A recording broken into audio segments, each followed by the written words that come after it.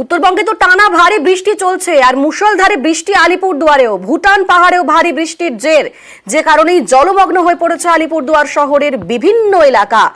আলিপুরদুয়ার শহরে যাতায়াতের জন্য নামানো হয়েছে নৌকো, সেখানে পাম্প বসিয়ে জল সরানোর কাজ চলছে। আলিপুরদুয়ার শহরের বিভিন্ন এলাকা জলমগ্ন হয়ে পড়েছে। একে তো বৃষ্টি হচ্ছে, তারই সঙ্গে ভুটান পাহাড়, সেখানেও ভারী বৃষ্টির জের। যে ছবি আপনারা দেখছেন, নৌকোয় করে চলছে যাতায়াত। রীতিমতো জলমগ্ন হয়ে পড়েছে আলিপুরদুয়ার শহরের বিভিন্ন এলাকা এবং পাম্প বসিয়ে জল সরানোর কাজেও নেমেছে পুরসভা। আমাদের সঙ্গে সেখান থেকে সরাসরি রয়েছেন প্রতিনিধি রাজকুমার। রাজকুমার, আমরা দেখলাম যে ছবি, আলিপুরদুয়ারের বিভিন্ন এলাকা জলমগ্ন হয়ে পড়েছে, সেক্ষেত্রে সেখানকার বাসিন্দারা কিভাবে তাদের জীবন কাটাচ্ছেন?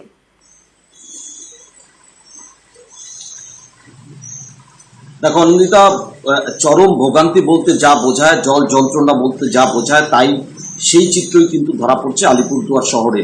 এখন সকাল 9টা, সোয়া 9টা বাজে মাত্র। এই সকালবেলাতেই এই অবস্থা। বিভিন্ন এলাকায় জল জমে গেছে।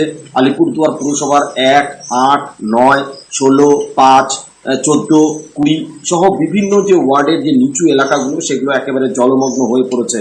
কোথাও হাঁটু জল, কোথাও আবার কোমর জল দাঁড়িয়ে গেছে।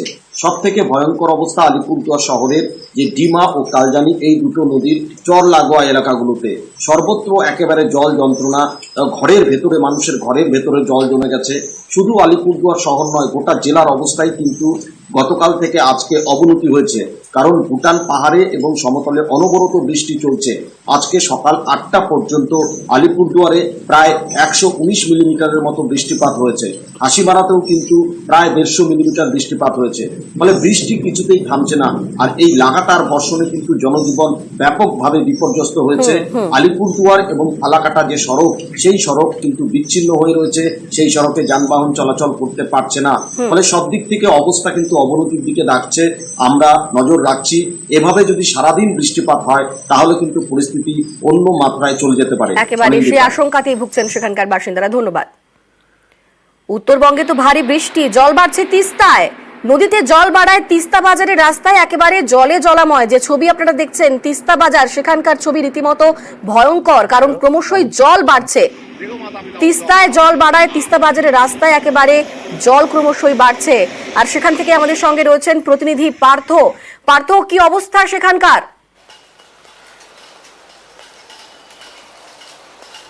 দেখো, গতকাল কিন্তু রাতভর বৃষ্টি হয় সিকিমে এবং তার জেরে কিন্তু আবারও জল বাড়ল তিস্তায়। এবং তিস্তায় বাজার, যেটা কালিম্পং এবং দার্জিলিংয়ের সংযোগকারী তিস্তা বাজার যে রাস্তা, যেটা গতকাল পর্যন্ত রাস্তায় জল ছিল না, তা কিন্তু আজকে আবারও জল উঠে গেছে রাস্তায়। স্বাভাবিকভাবে তিস্তা জলস্ফীতি বাড়ায় কিন্তু উদ্বেগ, উৎকণ্ঠা বাড়ছে এবং তিস্তা পাড়ের বাসিন্দারা তারাও যথেষ্ট কিন্তু দুশ্চিন্তার মধ্যে রয়েছে। এবং ইতিমধ্যেই সেখানে প্রশাসনিক কর্তারা পৌঁছে গেছেন, যে যারা তিস্তা পাড়ের বাসিন্দা তাদেরকে নিরাপদ আশ্রয় রাখার যে সিদ্ধান্ত আগে থেকেই নেওয়া হয়েছিল, সেসব জায়গায় তাদেরকে নিয়ে যাওয়া হয়েছে। এবং তিস্তায় যেহেতু আগামীকাল পর্যন্ত, আজ এবং আগামীকাল ভারী থেকে অতি ভারী বৃষ্টির পূর্বাভাস রয়েছে সিকিমে, এবং এই বৃষ্টির জেরেই কিন্তু নতুন করে আবারও জলোচ্ছ্বাস বাড়ল তিস্তায়। এবং স্বাভাবিকভাবে কিন্তু উদ্বেগ, উৎকণ্ঠায় আরো বাড়ছে। আমাদের সঙ্গে থাকো পার্থ। আর তারই পাশাপাশি স্বাভাবিক হচ্ছে 10 নম্বর জাতীয় সড়ক ধসে গতকাল বন্ধ ছিল সেই সড়ক, তবে বন্ধ থাকার পর আবারও সেই রাস্তায় যান চলাচল শুরু হয়েছে। বাংলা সিকিম লাইফ লাইনে গাড়ি চলাচল শুরু হয়েছে। এখনো ঘুরপথে চলছে বাস, ট্রাক। ঠিক কিভাবে সেখানে যাতায়াত ব্যবস্থা হচ্ছে, আমাদের সঙ্গে সরাসরি রয়েছেন প্রতিনিধি পার্থ।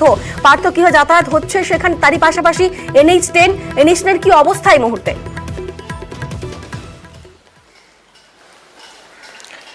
দেখো, গতকাল কিন্তু দিনভর বন্ধ ছিল 10 নম্বর জাতীয় সড়ক, অর্থাৎ বাংলা সিকিম লাইফ লাইন। আজ সকাল থেকে স্বাভাবিক অবস্থায় ফিরলেও ছোট গাড়ি, শুধু একমাত্র পর্যটক এবং নিত্যযাত্রীদের যে ছোট গাড়ি রয়েছে, সেই ছোট গাড়িগুলো যাতায়াত করছে। তবুও যথেষ্ট ঝুঁকিপূর্ণ। তাই কালিম্পং জেলা প্রশাসন ইতিমধ্যে নির্দেশিকা জারি করেছে যে বিপদ এড়াতে, ঝুঁকি এড়াতে কিন্তু যে বিকল্প যে পথ, অর্থাৎ শিলিগুড়ি থেকে সেবক, ডুয়ার্স হয়ে গরুবাথান, লাভা, আলগাড়া হয়ে যে কালিম্পং যাওয়ার যে রাস্তা, এবং কালিম্পং থেকে রংপুর পর্যন্ত যে রাস্তা, সেই রাস্তা দিয়ে কিন্তু চলাচলের নির্দেশিকা ইতিমধ্যে জারি করেছে প্রশাসন। তবুও সকাল থেকে কিন্তু কিছু ছোট গাড়ি অর্থাৎ পর্যটক বোঝায় গাড়ি ওঠানামা করছে, অর্থাৎ যেসব পর্যটক কালিম্পং বা সিকিম থেকে নামছে শিলিগুড়িতে 10 নম্বর জাতীয় সড়ক ধরেই নামছে। কিন্তু নতুন করে আবারও ধসের খবর আমরা পাচ্ছি, সেটা হলো কালিম্পং এবং গ্যাংটকের মাঝে অর্থাৎ রংপুর আগে যে মেল্লির কাছে যেখানে ধস নেমেছে সেই ধস সরানোর কাজ ইতিমধ্যে শুরু করেছে পূর্ত দপ্তরের কর্মীরা, এবং সেখানে কিন্তু একমুখী যান চলাচল করে, অর্থাৎ ধীর গতিতে হলেও কিন্তু স্বাভাবিক অবস্থায় ফিরছে 10 নম্বর জাতীয়।